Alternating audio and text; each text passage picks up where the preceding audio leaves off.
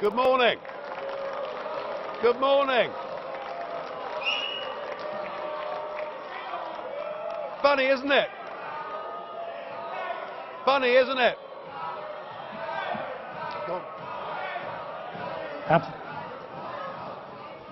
Thank you very much for that very warm welcome. Herr Farage. How things have changed. Eine Sekunde bitte. Sekunde bitte. Kolleginnen und Kollegen, eine große Qualität der Demokratie ist, dass man auch denen zuhört, deren Meinung man nicht teilt.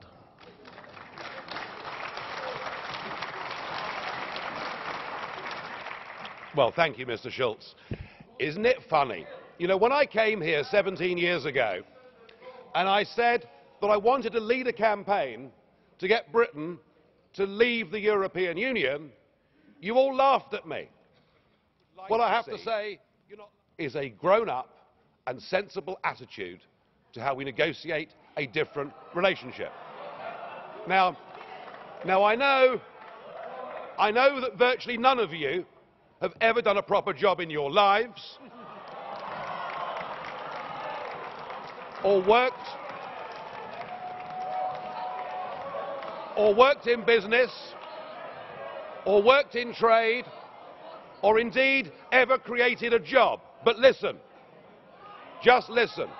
Il s'agit de souveraineté démocratique. Il s'agit bien donc de la capacité de nos démocraties à faire librement les choix qui déterminent leur futur. Mais vous mentez, car qui peut croire que même le plus puissant des États membres de l'Union européenne puisse faire face seul et avec succès. Very short, Mr. President.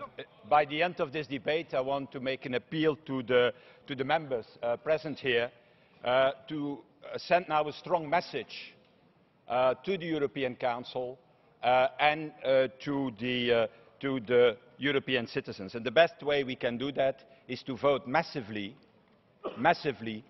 the resolution we have prepared for this session, and not to start to say, oh, this or this, I don't like it. What is now politically important is a massive vote in favour of that resolution. And my last thing will be to Mr. Farage, saying that I'm shocked, Mr. Farage. You are presenting yourself here as a defender of the little man, the hard worker, while you have an offshore financial construction. I don't think that all citizens have offshore financial constructions in Britain. But, okay, let's be positive. Finally, we're going to get rid of the biggest waste in the budget of the Union, that we have paid for 70 years your salary. Thank you. Now, you're quite right, Mr. Schulz. UKIP used to protest against the establishment, and now the establishment protests against UKIP. So something has happened here. Let us listen to some simple, pragmatic economics. We, between us, between your countries and my country, we do an enormous amount of business in goods and services.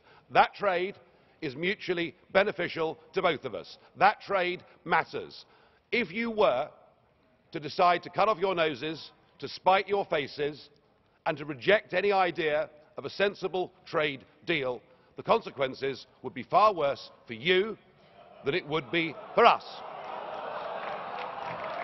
And even no deal is better for the United Kingdom than the current rotten deal that we've got. But if we were to move to a position where tariffs were reintroduced on products like motor cars, then hundreds of thousands of German workers would risk losing their jobs. So why don't we just be pragmatic, sensible, grown-up, realistic, and let's cut between us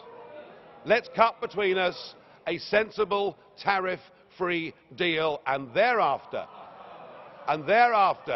recognise that the United Kingdom will be your friend, that we will trade with you, we will cooperate with you, we will be your best friends in the world. But do that, do it sensibly, and allow us to go off and pursue our global ambitions and future. Thank you.